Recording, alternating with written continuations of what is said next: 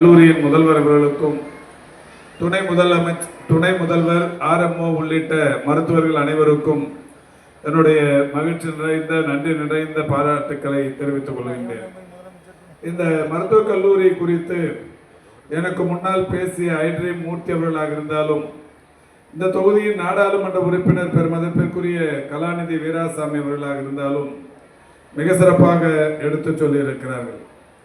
இந்த மருத்துவக் கல்லூரி மற்றும் மருத்துவமனையை பொறுத்தவரை மரியாதைக்குரிய ஐட்ரீம் மூர்த்தி பேசும்போது ஏறத்தாழ 40க்கும் மேற்பட்ட முறை நான் இந்த கல்லூரியில் அல்லது மருத்துவமனையில் நடைபெற்ற பல்வேறு நிகழ்ச்சிகளில் தொடர்ச்சியாக கலந்து கொள்ளும் அந்த வாய்ப்பை பெற்றேன் என்பதை இங்கே மகிழ்ச்சியோடு எடுத்து சொன்னார். இந்த மருத்துவமனையை பொறுத்தவரை மாண்புமிகு தமிழ்நாட்டின் முதலமைச்சர் அவர்கள் வட சென்னையில் இருக்கிற இந்த மருத்துவக் கல்லூரி மருத்துவமனை வடசென்னை மக்களின் மருத்துவ தேவையை மருத்துவ சேவையை முழுமையாக நிறைவேற்றுகின்ற வகையில் பல்வேறு புதிய கட்டமைப்புகளை தொடர்ந்து தந்து அதற்கான நிதி ஆதாரத்தையும் தந்து இன்றைக்கு தொடர்ச்சியாக அவைகள் நடைபெற்று திறந்து வைக்கப்பட்டிருக்கிறது. 66,38,00,000 ரூபாய் மதிப்பீட்டில் ஒரு உயர் சிறப்பு மருத்துவ மைய கட்டிடம் ஒன்று திறந்து வைக்கப்பட்டது.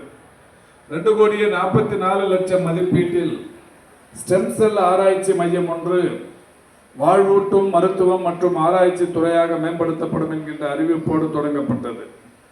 2,50,00,000 மதிப்பீட்டில் ஒரு மேமோகிராம், அது மட்டுமல்ல முழு உடல் பரிசோதனை மையம் ஒன்றும் இங்கே தொடங்கி வைக்கப்பட்டது.